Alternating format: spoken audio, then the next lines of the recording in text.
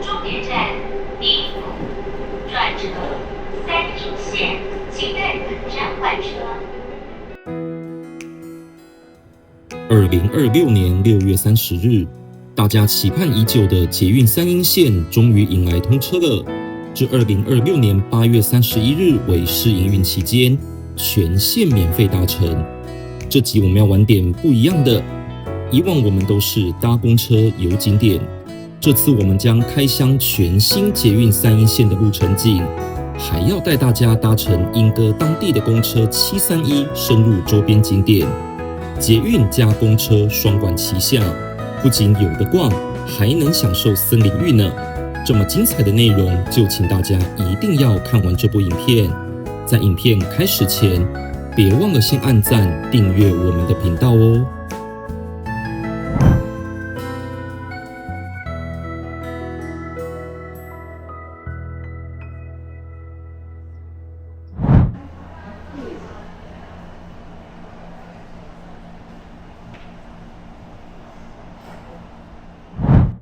捷运三鶯线终于通车啦！在2026年的6月30日到8月31日这一段时间呢，只要刷悠游卡就可以免费搭乘捷运三鶯线哦。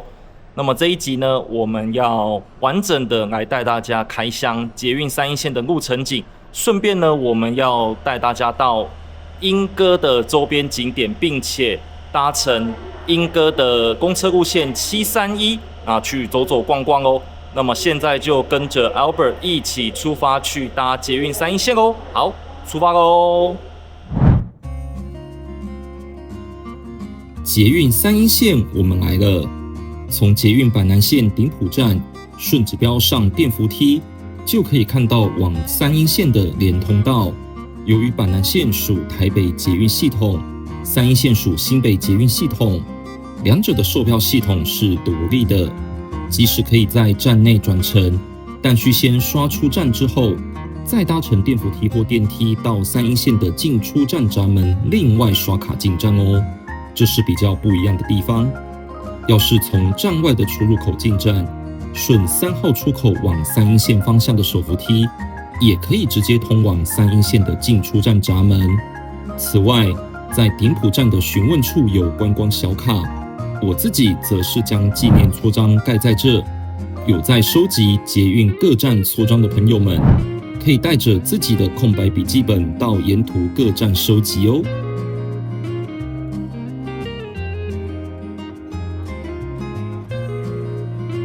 由于顶埔站是三鶯线的起点站，刷进站后需到对向的月台才可以搭乘。三鶯线全线共12座高架车站，分别是顶埔、妈祖田、长寿山、横溪、龙埔、三峡、台北大学、莺歌车站、陶瓷老街、国华、永吉公园、樱桃福德，颜色以淡蓝色 LB 识别，采中运量无人驾驶，使用日立轨道意大利的号志系统及车厢，每列车采2节车厢配置，全程做完约需33分钟。试营运期间采尖峰6分钟、离峰8分钟一般的服务水准。正式通车后，则是依照现行捷运的发车时刻，早上6点至晚上12点止。起程票价20元，最高票价为35元。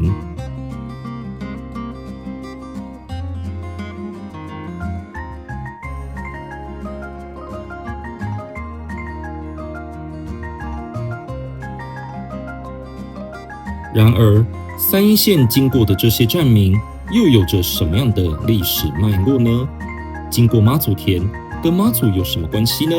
这里再来帮大家复习一遍。在1778年，泉州府安溪县籍的李武侯李维之兄弟来到土城三峡交界山区开垦，从新庄奉妈祖神位作为守护神。而后李武侯李维之将本地的300余家土地捐献给新庄妈祖庙，故称妈祖田。而横溪是三峡河的支流，河长约10公里，流域分布于新北市三峡区东北部，为三峡区与新店区交界山区。过了横溪这站，这段是我觉得最漂亮的一段，与三角涌大桥并行的画面。过了三角涌大桥，左手边就是三峡机场。三角涌大桥连接龙埔路与嘉兴路，长180公尺，有设置行人步道及夜间光雕，是全台第2长的不漏墩钢构拱桥，并满足200年防洪频率，于2015年12月5日起开放通车。龙埔的前身为隆恩埔，相传在乾隆、嘉庆之际开辟，为官府赐予迎宾之隆恩土地，故以此为名。下一站是三峡，位在国家教育研究院旁，也是距离北大社区最近的一站。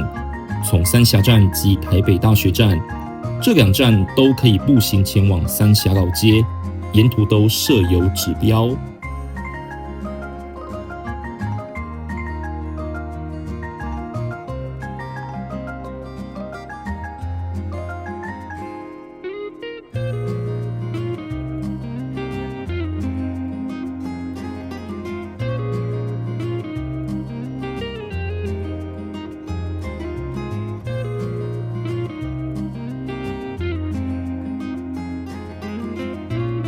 过了台北大学站，来到占距最长的一段，台北大学到莺歌车站约需4分多钟，绕过北大操场，穿过国道3号，跨越大汉溪，再看到新北市美术馆，莺歌车站就快到了。这里可透过连通道步行前往莺歌火车站，转乘台铁相当方便。前往莺歌周边各景点也不需要花太多的时间。若是要去陶瓷老街，可直接坐到下一站陶瓷老街站，就可以直接前往陶瓷老街喽。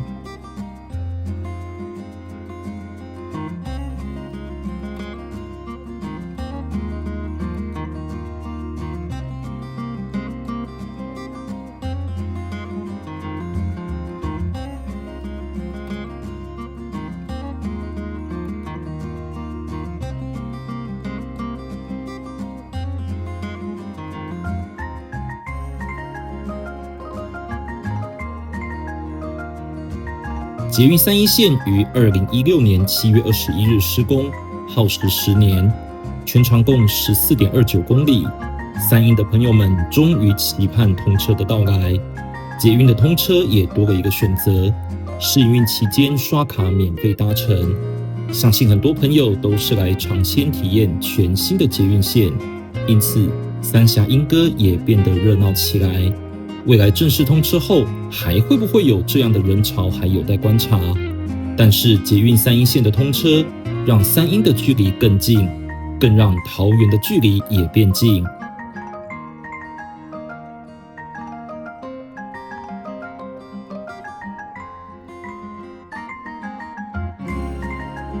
终点站樱桃福德到了，列车会在此进行掉头切换。正前方就是国道2号大南交流道，我也在此刷卡出站，发现欢迎莅临桃园市的告示牌。樱桃福德难道跟樱桃有关？其实樱桃福德顾名思义就是樱桃路与福德一路交叉口，这里正好是新北市莺歌区与桃园市八德区的交界。前方的莺歌路走到底约10分钟，也可以通往台铁凤鸣站。未来捷运三鶯线也有延伸桃园捷运绿线的规划，期待未来通车后的样貌。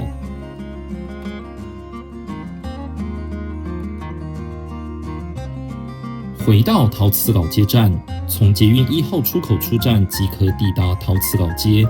在这之前，我来到西比亚溪桥。西比亚溪其实就是莺歌溪的别名，根据莺歌当地水皮的顺序而来。从大湖路段的榆错大湾开始称为头皮，沿着国华路直行至大坡前的前太子窑业称为2皮和3皮，而消防队旁的水皮则称为4皮，即台语中的细河比亚。为了美化这个名称，西比亚溪因而得名。这里同时可以拍摄台铁及捷运行驶的画面，不免让我在这逗留一下。捷运的通车也让这热闹了起来。顺着陶瓷老街的指标，我来到陶瓷老街，包含尖山埔路、重庆街、育婴街等。由于莺歌陶瓷产业已经相当发达，甚至是国际性知名度，现已是陶瓷业商业活动及观光景点兼具的区域。往前走约3到5分钟，这里是莺歌光点美学馆，于2015年2月开幕，兼具古典与现代感的建筑，加上挑高的设计，感觉像来到了另一个世界一般。内含丰富的文创品与特展，来到陶瓷老街，到这逛逛是个不错的选择。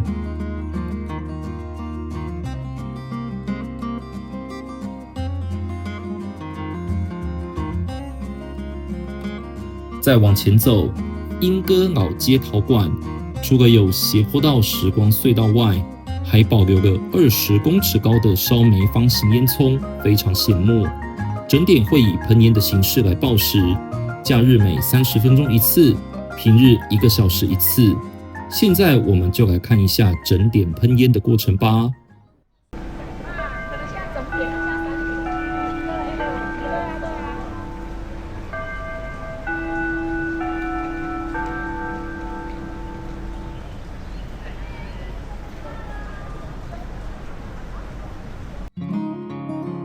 穿过陶瓷街，来到尖山埔路55巷内的仁和窑百年烟囱，有陶瓷老街最后一根大烟囱之美名，但现已不敷使用。若是能修复成为观光景点，加上捷运，或许更能带动观光人潮。再来，我坐到捷运莺歌车站，准备接下来的行程喽。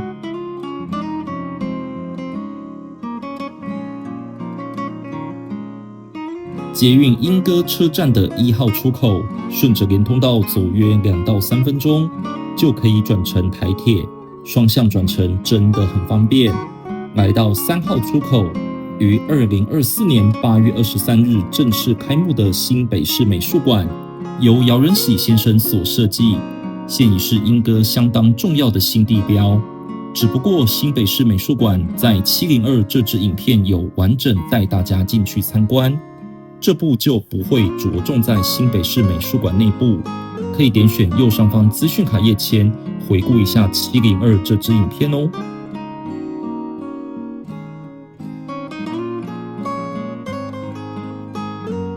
位在新北市美术馆外的3英之星空间艺术园区，最具代表性的胚为林顺拱老师于2009年所完成的作品，以拉胚为意象，象征转动中的木炉，15公尺高，相当醒目。由于它的色泽是陶土的橘红色，跟美国羚羊谷的景致有一些相似，因此也被网友称之为台版羚羊谷。现是莺歌拍照打卡的热门景点，但可惜的是现在没有开放登顶。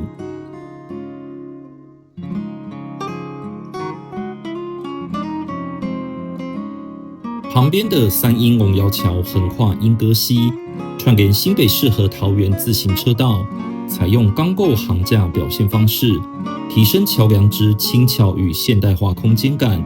设计上配合桥身内木雕历史之人文背景，桥体采降龙献瑞的龙身，形塑龙窑意象桥体的时光隧道。骑乘自行车到莺歌，不妨停下脚步欣赏莺歌的美哦。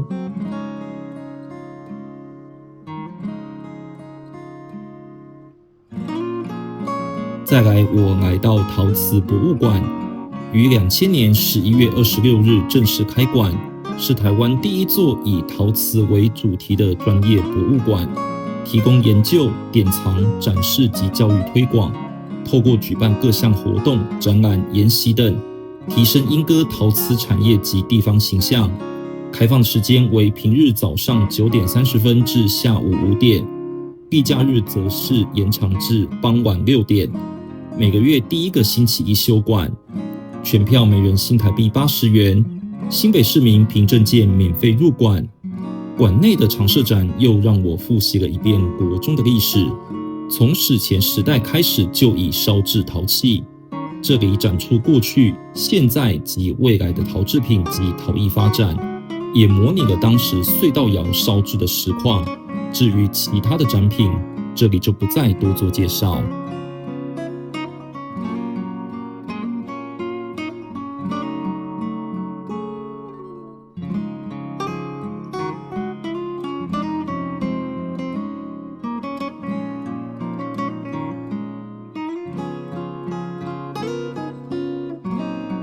若是逛累了，园区内也有贩售轻食及甜点，可在座位区进行内用。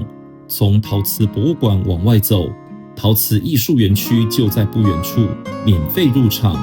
以表现陶瓷的多元风貌为主轴设计，生成元素结合自然形成风、水、土、火等4大广场，并融入陶瓷元素。于2008年1月开放。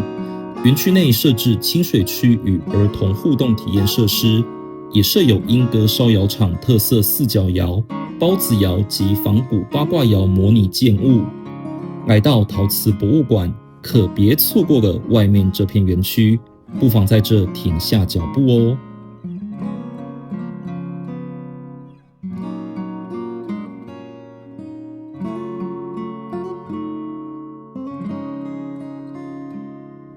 介绍了这么多地方，还有哪里没介绍到的呢？就来搭乘莺歌的731路线公车一探究竟。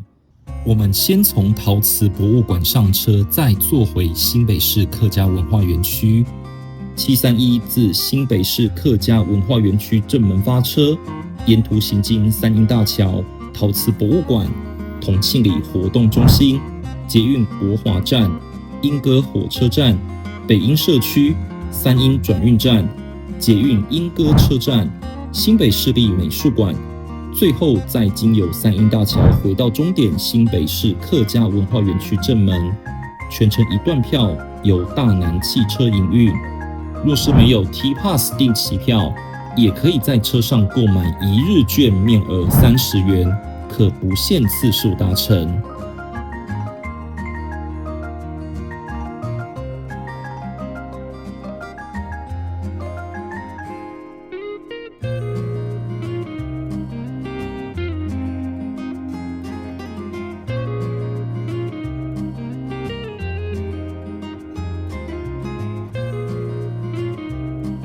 为了促进莺歌的观光发展，2022年12月17日，由大南汽车辟驶的731陶艺山水观光公车正式上路，由新建的三莺转运站发车，沿莺歌行驶1圈，行经莺歌周边观光景点。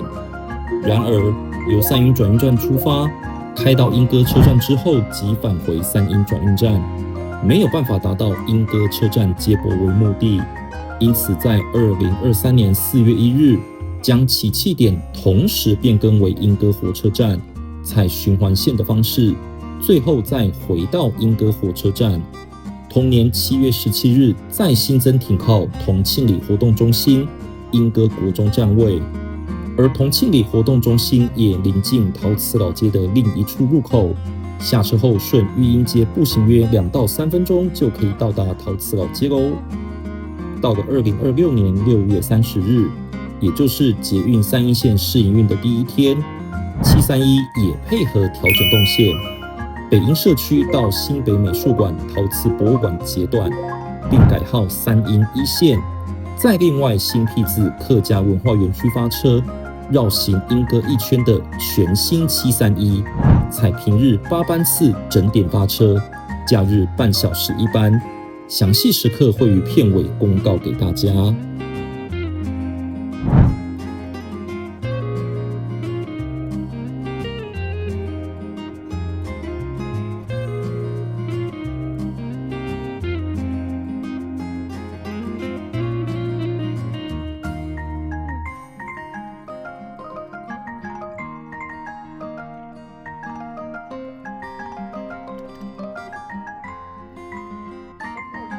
大约20分钟，来到731的大站莺歌火车站。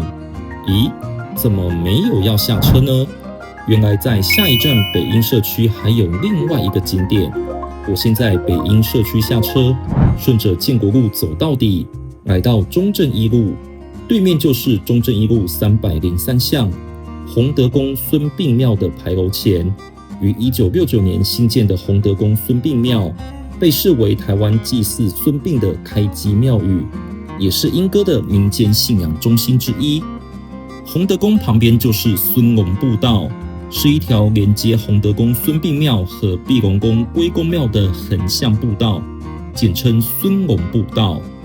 大部分的路段是由早期的轻便车道改建而成，因此坡度较缓，且铺设良好的水泥路面，沿途凉亭众多，展望良好。大约走5分钟，看到莺歌石的指标，我便顺莺歌石步道登上莺歌石观景台。稍微陡上的阶梯是必经之路。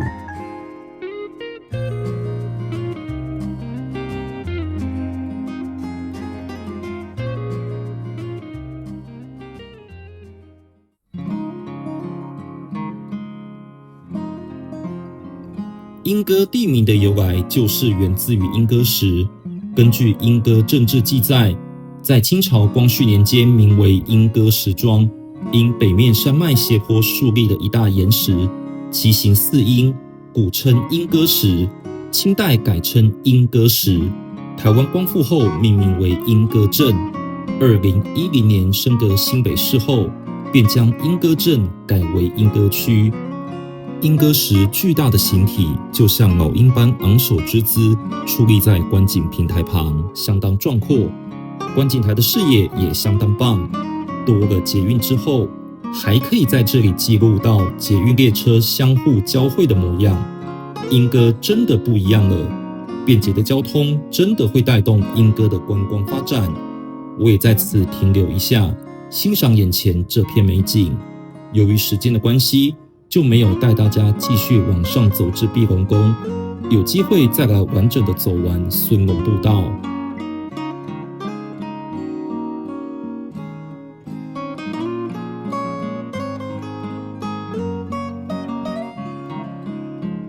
最后，我便搭乘末班731从北鹰社区出发，我们将坐到终点，位在三峡隆恩街的新北市客家文化园区。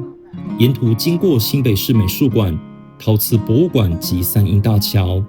最早的三鶯大桥于1991年完工通车，于2018年1月进行改建工程，新建机车专用道、行人专用道，并增加至莺歌环河路双向匝道。2023年9月23日改建完工通车。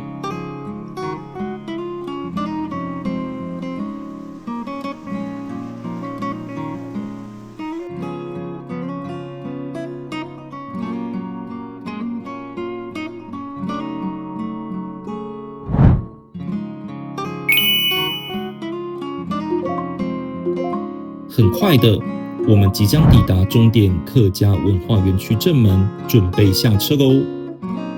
新北市客家文化园区于2005年7月开馆，内部有许多客家生活文物和作品。园区虽大，但展览的范围却没有很大。进到常设展厅，也就只有几项展品，但也足以说明客家相关文化。旁边的贩卖部有贩售客家相关文物、服饰等。位在2楼的演艺厅则有提供场地租借，若是有相关艺文表演也会在这里进行。走至外面的园区，就像公园一般有绿地、草皮等，但却意外发现了荷花池。虽然荷花并未完全盛开，但是这里也算是三峡可以赏荷的其中一处圣地。这集的捷运加公车行，走了这么多的三鶯景点，你们是否也想像我一样来趟三鶯之旅呢？不妨就来搭乘捷运三鶯线及731公车吧。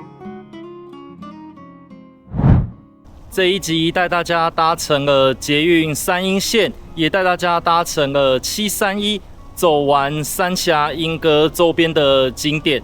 那行程也是非常的充实，也希望这一集的行程大家会喜欢哦。好啦，这一集的影片就为你录到这边。喜欢我们的影片，欢迎按赞、订阅、分享，并且开启小铃铛哦。我是 Albert， 最后就用我身后的客家文化公园的荷花池来跟大家说再见喽，拜拜。